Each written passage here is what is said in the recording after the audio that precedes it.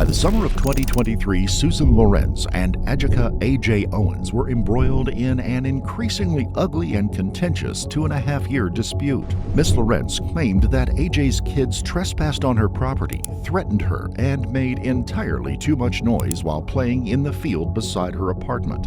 On the other hand, A.J. was furious because she said Miss Lorincz regularly called her kids racially charged names, including the N-word. He told us that Miss Owens herself told her, "I said to Susan, if you walk up on my sons again, you're gonna have to deal with me." Sadly, the feud ended tragically and dramatically on the night of June the 2nd, 2023. It was a Friday night in summer, and the neighborhood kids were out playing in a field near Susan Lorinc's apartment. Lorincz told the kids to scram. Ends up throwing the roller skate and says, "Here, go fetch." The mother of those two kids, A.J. Owens, went to confront Lorincz. My wall in between our two apartments started shaking and like pounding on the wall. And it really scared me. Owens would never make it back to see her children. The woman was screaming and yelling and she was trying to break down my door and I didn't know what to do. I grabbed my gun and I shot her. Before we begin, we would like to extend our most sincere condolences to the victims in this case. 34-year-old A.J. Owens was a devoted single mother of 4, Isaac, Israel, Africa, and Titus. They all lived together in an apartment in the city of Ocala in Central Florida. A.J. worked in the hospitality industry and spent most of her free time taking care of and attending to her children, who she absolutely adored. Unsurprisingly, they described her as a kind and caring mother who always put their needs and well-being ahead of her own. They didn't live in the best neighborhood, but the kids had lots of friends and there was plenty of open space outside where they could run and play. At the time, 58-year-old Susan Lorincz lived in another apartment complex just a stone's throw away. And to put it mildly, her life wasn't going well. Susan Lorincz previously worked for United Healthcare, but she stopped working in late May of 2023 and filed for disability. By then, she had almost no savings, and without an income, it was all she could do to come up with rent and a car payment each month. Needless to say, she was under a tremendous amount of stress. Under the circumstances, all Susan Lorincz wanted was a little peace and quiet when she was in her apartment, which was most of the time. But unfortunately for her, A.J. Owens' children and their friends from the neighborhood often played in the empty field next to her home. And like kids everywhere, they usually made a lot of noise. This drove Susan Lorincz bonkers, and she regularly took cell phone video of the children playing and yelling in the field to prove they were shattering her much-needed peace and quiet. As such, she had a number of contentious run-ins with AJ and her children over the years. In addition to making too much noise, she claimed they spoke to her disrespectfully and threatened her and trespassed on her property.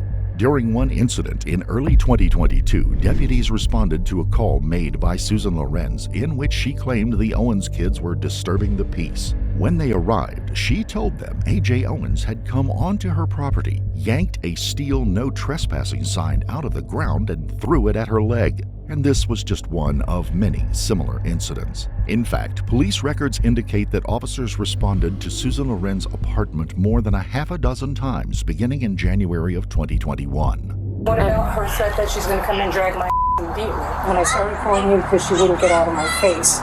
She just kept standing in front of me. I don't understand the attitude and stuff. You know, she runs over there riding her children. Who says no trespassing? And they're always walking the dog's always taking a crap. There's poop on the sidewalk, there's all kinds of stuff. I said, can you please guys stop?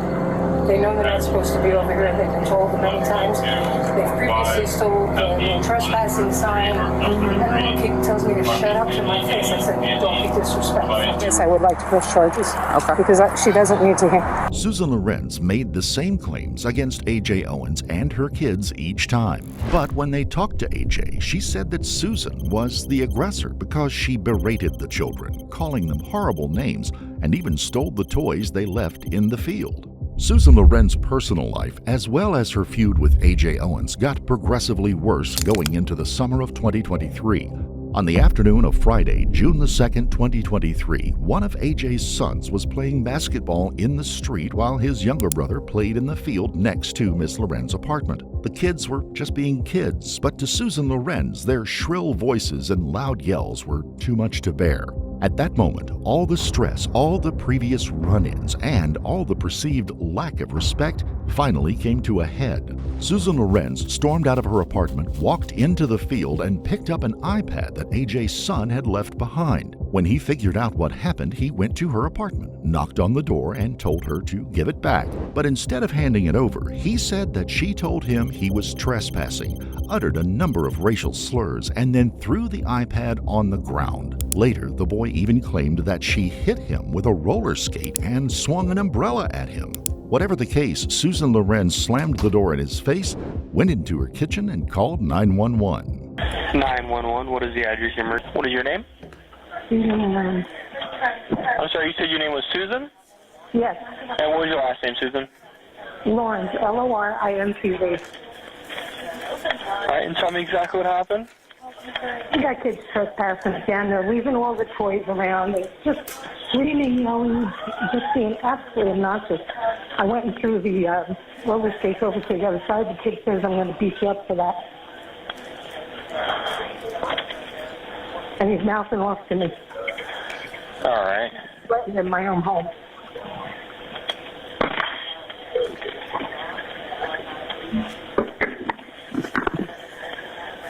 Is he out there right now? Yeah, there are several kids out there right now, and I'm fearing for my life. I'm very scared. Okay. All right, and what unit number are you in? 3. Unit 3, okay. Yes. Do they also live in the same building? No, they live across the street. Okay. Were there any weapons involved? No. How many people are involved? Earlier there was about 20 kids out here screaming, yelling, asking to leave. They're like, screw you. Now there's 3 boys. 3? Yes. Okay.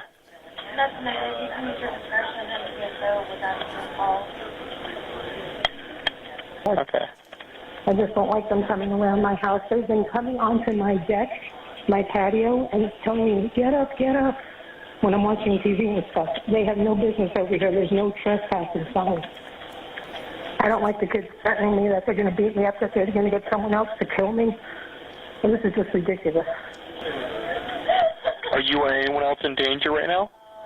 I locked my doors. Meanwhile, the boy ran across the street and told his mother what had happened. Needless to say, she was livid that Susan Lorincz called him such horrible names and threw his expensive iPad to the ground. Shortly thereafter, she marched across the street, walked up to the woman's apartment, and began yelling and banging on the door. It is unclear what AJ said. At this point, she was obviously angry, but was not armed. Susan Lorincz claimed that AJ was threatening to kill her in a loud and menacing voice. The apartment door was locked and deadbolted during the banging and verbal barrage, but Susan Lorincz claimed that she thought the door was about to fly off the hinges and that when it did, AJ Owens would storm into her apartment and kill her.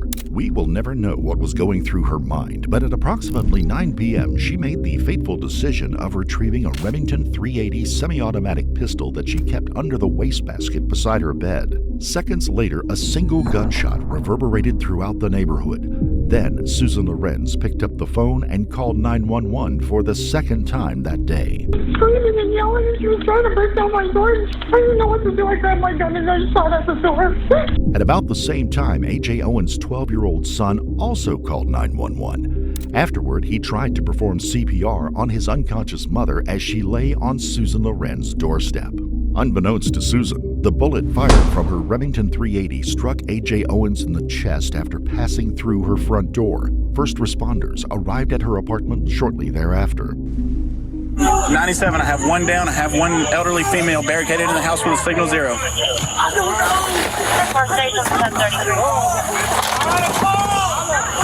We got Paul! Dude, bro. Oh, y'all think we started I'm in front. All right. Sheriff's office, come outside with your hands up!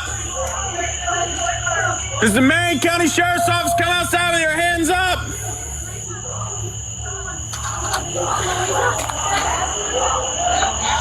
Show me your hands.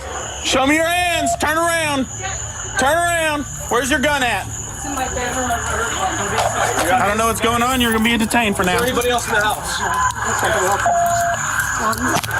No. Nope. No, not right now. You're not under arrest. You're being detained. Come over here. 64th and Marion. Females detained. I need medics. 1018. Hey, who all was out here when it happened?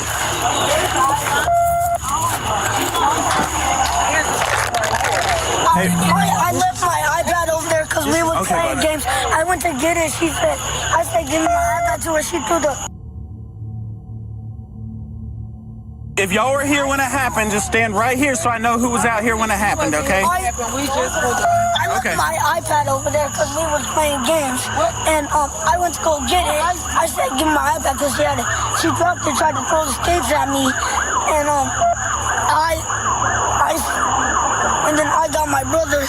He said, come hit me with the skates. And then, All right, bud. Give me a minute. Just hang out by my car, okay? She told deputies what had happened earlier in the day and that she'd been having trouble with A.J. Owens and her kids for years. She also said that she intentionally aimed high and never meant to shoot A.J., and that she only fired the gun because she was banging on the door and yelling, "I'm going to f***ing kill you." Later that night, a neighbor told deputies that Susan Lorincz came out of her apartment that afternoon, gave A.J.'s kids the middle finger and told them to get off her property and called them black. When officers talked to A.J.'s son, he said that Susan Lorincz took his iPad from the field earlier that day and that she regularly called him and the other children of color in the neighborhood bastards, jackasses, and slaves. She denied these allegations, but admitted to throwing roller skates into the field and telling the children to go fetch them. She also copped to swinging an umbrella at one of the boys, but she said she did it only to scare him off and that she never intended to hit him. Sadly, EMTs pronounced A.J. Owens dead at the site while deputies were busy questioning Susan Lorincz, A.J.'s kids, and a number of neighbors who heard and witnessed the altercation. Shortly thereafter, A.J.'s children found out that their mother was dead and that they would never see her again. Oh, y'all seen it? Y'all understand it? Y'all experienced it, right? Okay. Y'all love me? Okay. Y'all love Mom? All right. Well, I got some bad news to tell you. Mom is not coming back anymore. Come. No. Come here. Come over here. Listen to me. No. I know. Okay. It's okay. I know. Okay. I know. I'm sorry. I'm so sorry. I'm sorry. I'm so sorry. You can't go home. You're home. Okay. It's all right. You guys are going to be okay. It's all right. You guys are all right.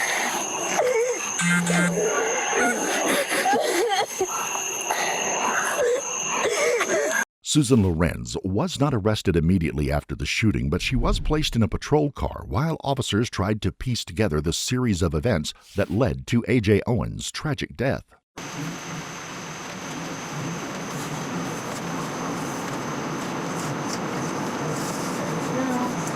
then you don't have to sit straight forward. You can sit sideways, however you're comfortable. If you want to stretch out, that's fine too. And I'll let them know you need to use the bathroom. Okay? Thank you. No problem.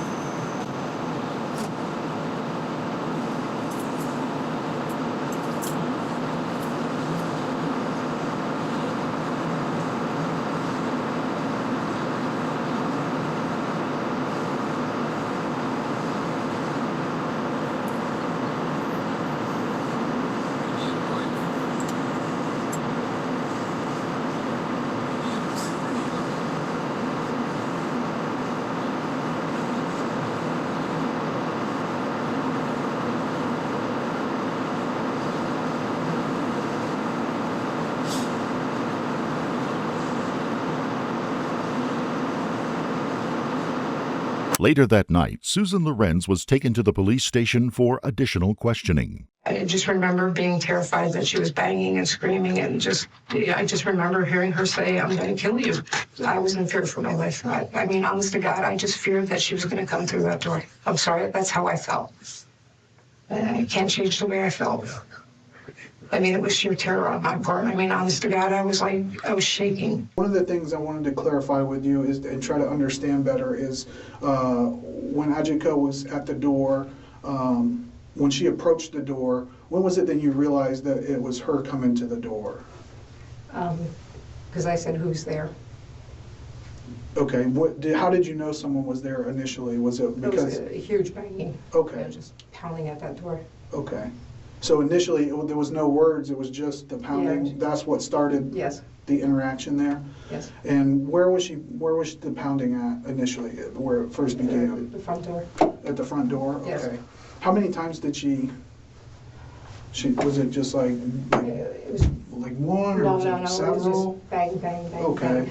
All right, and then you said Who's you asked there? her who's Yeah. there? Okay. And what was said then? I think she said, "Why do you speak to my children this way?" And I said, "Listen, I'm not going to speak to you. Go away." You know, if she had a problem, she should have called you guys. You know, honestly. I mean, if she really thought there was something seriously wrong, I don't understand why she just came over and just started pounding on my door and, you know, screaming and yelling. So. And then what happened after you said to go away? To go away, and then it got quiet for a bit, and then she started really banging, you know, just pounding on that door. Okay. She was relentless. How long is a bit, would you say? I don't know, Like because 5, 10 seconds or 2 minutes? Or? It was an extended period of time, probably 20 to 30 seconds, easily. But during that time, you didn't hear anything else? Did you think she went away? No, well, I obviously knew she didn't go away because she was screaming while she was pounding. Describe that. When you say screaming, describe what does that mean? She was just, "You're not supposed to speak to my children this way. Why did you, you know?" And then she was saying, "I'm going to kill you." And I'm like, holy shit. I called them racial slurs, that I called them slaves, and that's never happened. I mean, when she said, I'm like, "What are you, stop already, stop lying," you know? And I was like, enough, what? I did call them retards once, because they just kept coming and coming. I said, "Are you retarded? You can't read the sign." Okay. You know, how many times do we have to tell you you're trespassing, you know? Now, all these kids nowadays, they have tablets and phones and stuff. Are you, I mean, you can tell us the truth. I mean, it's just us in here. I think we were looking at different videos and people were telling us about, we spoke to everybody in the neighborhood separately. Was there other times when you got frustrated or something with these kids and you've said something else that we're not talking about? I mean, have you said other words to them or something about middle fingers or something? Tell me about that. It wasn't at the kids, it was at the gentleman.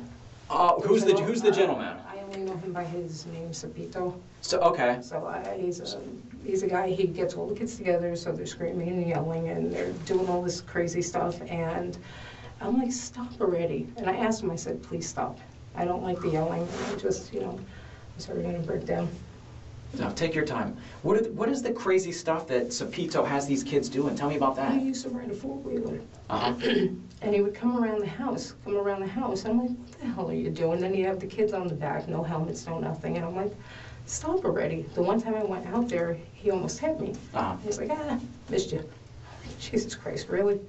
And I'm like, I just can't deal with it. I have an injury right now. I have an aneurysm on my left kidney artery. Mm-hmm. If he hit me, he'd have killed me. So, what firearm? I haven't had a chance to ask you about this. Now, is that a gun that you've had for years? You just had it for a couple weeks. Help me understand that. No, over a year. Okay, over a year. And where do you normally keep that secured in the house? That's usually next.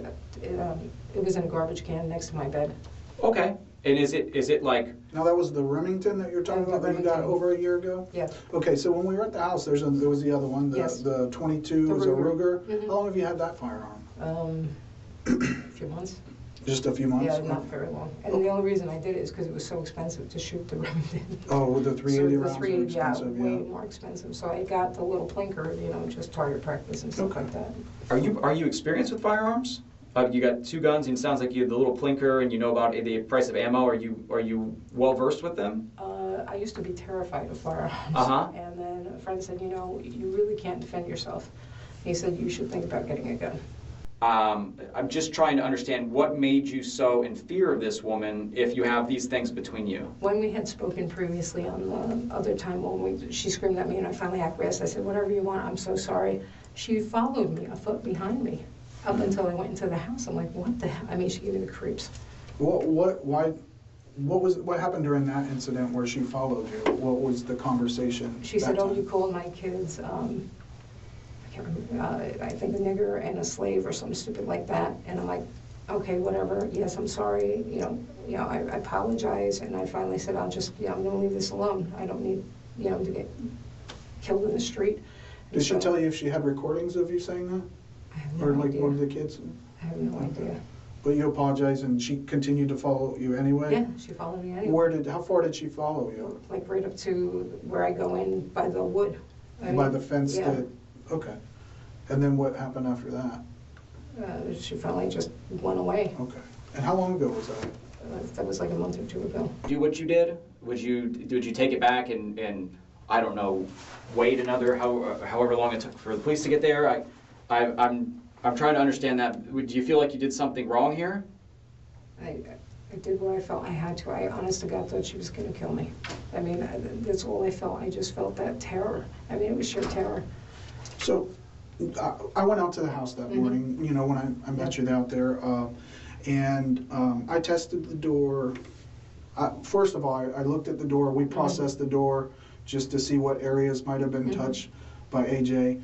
I looked at the door frame where it had been repaired. It looked like there was a type of putty or something used where the wood frame had been separated. I examined the deadbolt lock. The strike plates were in there pretty fastened, pretty securely. The bottom lock, just the doorknob lock. And even with the door closed, I stood on the outside. There were no indentations, no dents in the door anywhere that I could see. And I pounded on the door pretty hard. And that was with the door unlocked completely. There was no lock secured, and that door was very sturdy. I'm not trying to take away the fears of being scared and everything, because I think that is a legitimate, scary situation to be put in. But to justify to go from being scared to a point where you're taking deadly force on someone who's standing on the other side of the door and you don't even know where you're shooting at, that's a big jump. And I think that's where Detective Pender is. It could have been one of the kids standing there or something.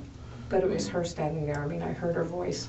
During the interrogation, investigators asked her about using racial slurs against AJ and her children. She initially denied the allegations, but later she did admit to using derogatory racial terms, including the N-word, out of anger and exasperation. Susan Lorincz was eventually released, but over the next few days, community activists and AJ's family repeatedly called for her arrest on the grounds that the shooting was unprovoked. Then, 4 days after the shooting, Susan Lorincz was arrested and charged with committing manslaughter with a firearm, plus 1 count of misdemeanor battery, 1 count of culpable negligence, and 2 counts of assault. She pleaded not guilty to each of the charges, but if convicted, she could well spend up to 3 decades in state prison. This is what AJ's family wanted, and unsurprisingly, they wanted her to remain in custody until the end of the trial. But after reviewing her background and considering other mitigating factors, prosecutors did an about-face and asked the judge for a $200,000 bond.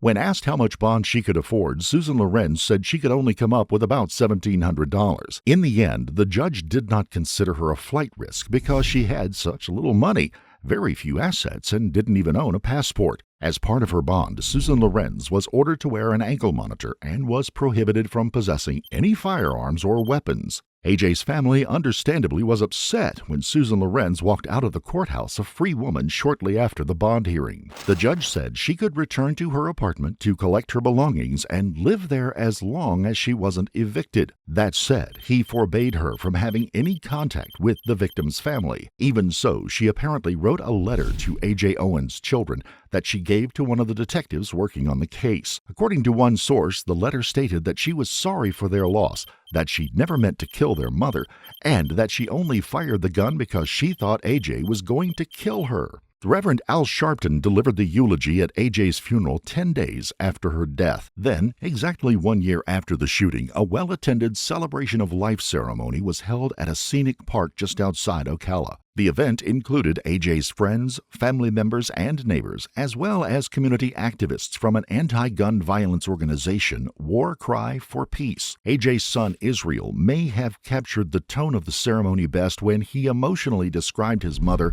as a kind, gentle, and beautiful woman who always gave from the heart. With Judge Robert Hodges presiding, Susan Lorentz's trial finally got underway 2.5 months later in the 5th Judicial Circuit Court on Tuesday, August the 13th, 2024. By then, the case was well known across Florida because it shone a bright spotlight on the state's controversial self-defense law, most commonly referred to as the Stand Your Ground law. In a nutshell, the law gave Floridians a right to defend themselves and use deadly force when they felt they were in imminent danger. In addition, they have absolutely no duty to retreat when an incident occurs in their dwelling, on their property, or any place they have a right to be. As AJ's family, the defendant Susan Lorincz, and the 6-person jury looked on, attorneys for the prosecution and the defense delivered their opening statements.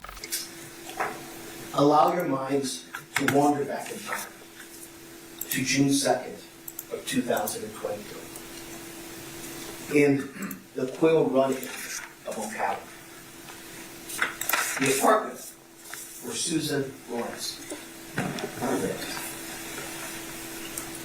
She had just gone through hell. Adjika Owens, her neighbor, had come to her door and pounded that door violently for minutes. And Susan shot through that door. And what the evidence will show is that she shot through that door for self-defense. That she was terrified that A.J. Owens was going to break down that door and pulverize her. The evidence will show that Susan, at the time, was almost 59 years old, living alone in this tiny little apartment, 800 square feet. There was only one door that she could leave from. And in front of that door was A.J. Owens. An individual that was tall, that was 24 years her junior, and that outweighed her by 80 pounds. It's pounding. The kind of pounding that you feel that's so powerful, that's so treacherous, that you feel the heartbeat in your throat. And you'll hear that the banging on that door is so hard that it sounds like a horse through it. But you'll also hear from some children. And you'll hear that AJ was, through the children, you'll hear that AJ was pounding on that door. And she was cursing. She was saying fuck. She was saying bitch. She was saying that bitch. She was mad, and she was mad as hell. And Susan knew it. So we are back to Susan's apartment. Everything is going on. Minutes of this. And Susan's listening to this. Listening to the threats. Feeling fear deep into her soul.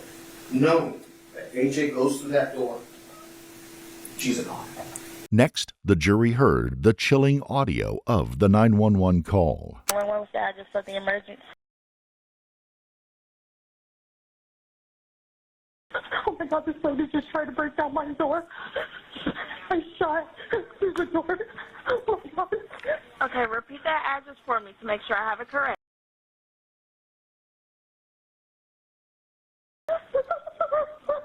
Okay, what is your name? Okay, what's going? Take a deep breath for me. Calm down. Oh my God. You said someone tried to break down your door. Is that correct? Yes. Yes, the woman was screaming and yelling, and she was trying to break down my door, and she was... Okay, it was a female? Yes. I didn't know what to do. I grabbed my gun and I shot at the door. And I thought he was going to get me. Oh my God. Okay, you said you shot at the door, is that correct? Yeah, I shot at the door because she wouldn't stop. I told her to get away and she wouldn't. She just kept begging to stay.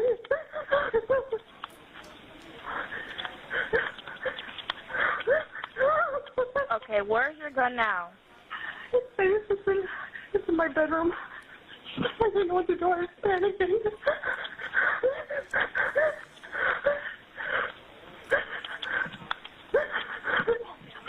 This is the woman who attacked me. Okay, do you still see the subject? I don't know where she is. I'm still in my house. I didn't open my door to her.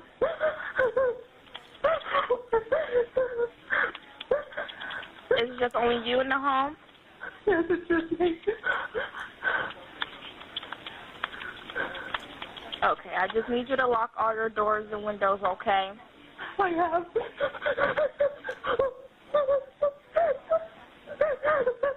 Okay, I'm going to stay on the line until the deputies get there. Okay. Bye-bye.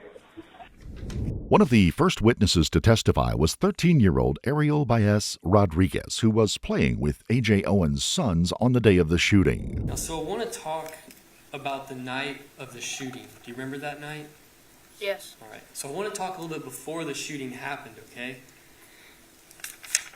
Were you in the neighborhood that evening before the shooting? Yes. Or do you remember what you were doing? Yes. What were you doing kind of before the shooting? I was playing around with everybody there. Okay. Was there a field next to your dad's house? Yes. All right. Do you remember playing in that field at all? Yes. All right. That evening you were playing in the field? Yes. All right. So at some point did you stop playing in the field?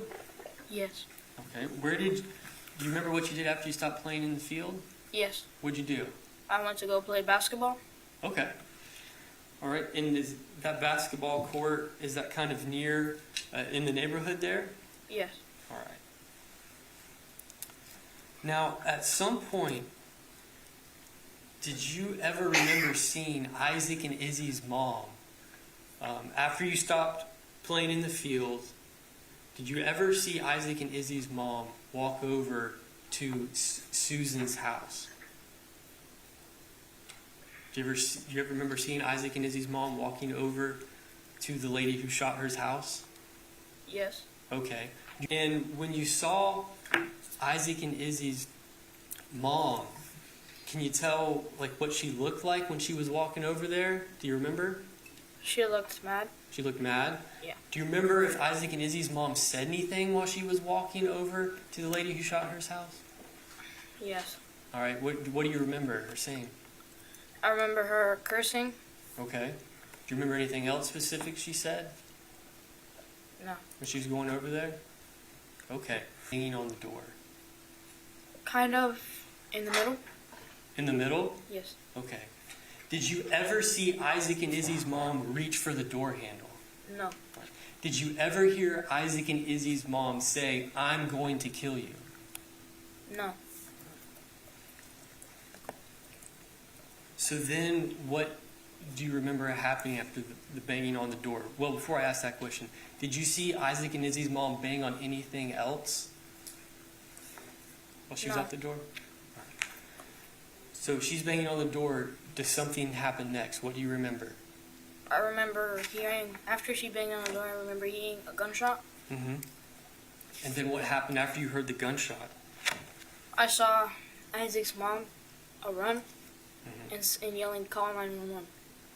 Neighborhood residents Yvonne Costa, Franklin Baez, and 12-year-old Lyndon Robinson also testified about what they saw and heard the day of the shooting. Was there a field next to your house, your Yes. structure that the children played in? Yes. If the children are playing in that field, were you able to see them from your vantage point in your house? Yes. Were they sometimes loud? Oh, yes. Did they often have adult supervision there with the Yes. children?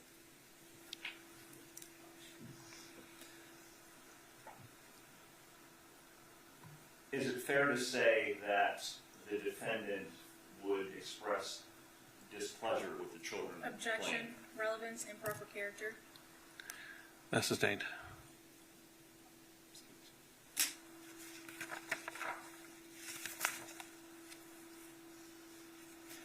Did the defendant at some point have a no trespassing sign near the entrance to her residence?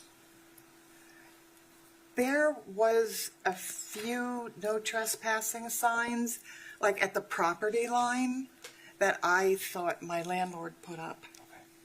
Let me direct your attention to the day of the shooting, June 2nd of 2023. That evening, where were you located when all this was going on? In my apartment. And at some point, did you hear some arguing? Yes. About how long before the actual shooting did you hear this arguing? Between 5, maybe 10 minutes. Could you tell who was involved in this argument? I recognized Susan's voice, but I didn't recognize the other voice, and I couldn't make out what they were saying. Okay. Shortly thereafter, another neighbor described the neighborhood in less than flattering terms. The neighborhood that you live in now, can you describe it for me? It's, I don't know, it's less than mid, it's a little bit above the hood. How's that? Have you described it as one step away or a step away from the hood? Where were you when the shooting happened? I was sitting on an enclosed patio at my apartment. Was that like a little patio behind like a wooden fence? Yeah, probably a 6-foot fence. What did you hear? I heard a lot of pounding, a lot of yelling, screaming, and then I heard a gunshot. Did you hear a lot of pounding on a door like it was going to be pushed down? Yes, Did you call it like a cop knock? that's what I call it. Was it very loud? Very loud. Did you hear anyone screaming? Yes, I heard a woman's voice screaming. To me, it sounded like she was screaming words, but I could not understand any of the words. Was there a lot of pounding on the door? Yeah, And you said you couldn't make out what the person was screaming. absolutely not. Was it a female voice screaming? Yes, Was the female screaming at the top of her lungs? probably. Was it like a pound, pound, pound, let me in kind of thing? Yeah. Your Honor, and I would object to the question as a mischaracterization of the witness's earlier testimony. So ruled. And speculation. Did it sound like the woman was really angry? I would say so, just by hearing her voice. Now, could you see any of this? No, ma'am. So even though you were almost a football field away, you could still hear this? I could hear it. How long do you think the pounding went on for? It seemed like it went on forever. Maybe 5 minutes, maybe less, but I mean, I wasn't timing it, but it just went on and on and on. Thank you. I have no further questions. Less than 2 weeks after the trial began, Judge Hodges gave the jury last-minute instructions before dismissing them to consider the matter before them. After about 30 minutes, the forepersons sent the judge a note asking if they could listen to the audio of the 911 call made by the defendant the night A.J. Owens was killed. And shortly thereafter, the jury asked for more information about pre-existing damage to Susan Lorentz's door, as well as additional damage that A.J. may have caused before she was shot. Approximately 2 hours later, they informed the bailiff they had reached a unanimous decision. Verdict as to count one. We, the jury, find as to count one of the charge. The defendant is guilty of manslaughter. Did the state prove beyond a reasonable doubt that during the commission of the offense, the defendant personally used a firearm? Yes. So say we all, dated the 16th day of August, 2024. Susan Lorincz proclaimed her innocence and read a statement to A.J.'s family prior to sentencing on Monday, November the 25th, 2024. Owens was February of 2022. I was about 7 weeks after the neck fusion, and she basically attacked me. And she threw the sign at me, and I thought, what is going on here? I didn't expect to be confronted like that. And I had a huge red scar on my neck at that point in time, and she's screaming at me, and she keeps coming closer and closer and closer. I'm backing up, and then she's trying to rip the cell phone out of my hands. I've never ever dealt with someone who was that violent that quickly. And so I was terrified of this woman, literally terrified. I've never had anyone, the first time I've met them, throw something at me and get so physically abusive. And, sorry.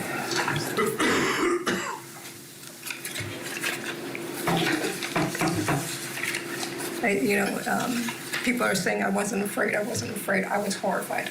And when she was banging on that door, it was just so loud in the house. I could not hear what she was screaming.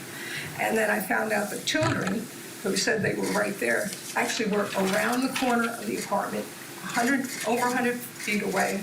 How could they hear anything? So I don't understand. And the prosecutors knew the children lied. They found the children in the lies. They said I threw skates and I hit them. That never happened. The prosecutor knows that didn't happen. That's why the charges were dropped. I've just been flummoxed about this whole case. I don't understand. I understand I have PTSD, but this woman kept coming after me, I had approached her because I was watering my plants, and she's going, oh, there's a crazy old white lady. And I'm like, you can't just go around saying someone's crazy. I mean, it was insanity. So I went to say something to her, and she verbally attacked me again. She's like, you've been calling my kids racist names and stuff. And I said, no, ma'am, I have not. And she kept getting angrier and angrier. The more I said no, the angrier she got. So finally I said, I was terrified. I mean, she went from a very relaxed position to the position here. I could see her neck veins starting to bulge. Her pulse is really getting, fast. And I'm thinking, she's going to beat the hell out of me right here in the street. So I said, listen, I'm sorry. If that's what you think I said, I'm very sorry. I don't mean to offend anybody. I didn't say it, but I'm sorry. I went to walk away, and she's following 1 foot behind me the whole time to my apartment till I slammed the door in the face. Again, never had anyone do anything that aberrant in my life. That said, I would like to make a statement to AJ's mom, children, and friends. It is with heavy heart and great remorse I write this letter to you. First and foremost, I am so sorry that I took AJ's life. I never intended to kill her. The night I shot that gun, I was confused as to why she was screaming and pounding on my door. I had an idea that Israel told her I had hit him. I could not understand why she was so angry. And she truly scared me. Now that I know he told her I hit him, I am just profoundly sad. Not only did a mother die, but a daughter and a sister. I think of your family's loss and know how hard it is to lose someone you love. How being able to see that person, look at that person, or just talk to that person is such an empty feeling. I so wish I could go back and change things so that she was still here. I would trade my life so that she could be here, if it were possible. I know that you have all suffered from her loss, and I have prayed for you and your family during this time so that you can, that God could help you. Nothing I can do will change the outcome. I can only tell you I have cried and I feel horrible for my actions. Please accept my humble and sincere apology for this tragedy. She remained emotionless and repeatedly shook her head from side to side when Judge Hodges delivered the sentence. The facts don't rise to a murder charge, but they are very aggravated manslaughter. Because this case, the shooting was based, I find, more on anger than fear indicated guilty of manslaughter with a firearm and ordered to serve 25 years in the Department of Corrections. With credit for 538 days. It's $100 cost of prosecution, $100 fine, court cost. Good luck to you, ma'am. You have 30 days to appeal. On the contrary, AJ's friends and family members broke into tears when the verdict was read. Later, outside the courtroom, AJ's mother, Pamela Diaz, spoke on behalf of the entire family. Good afternoon. This has been a long journey to get to this day, to get to this verdict.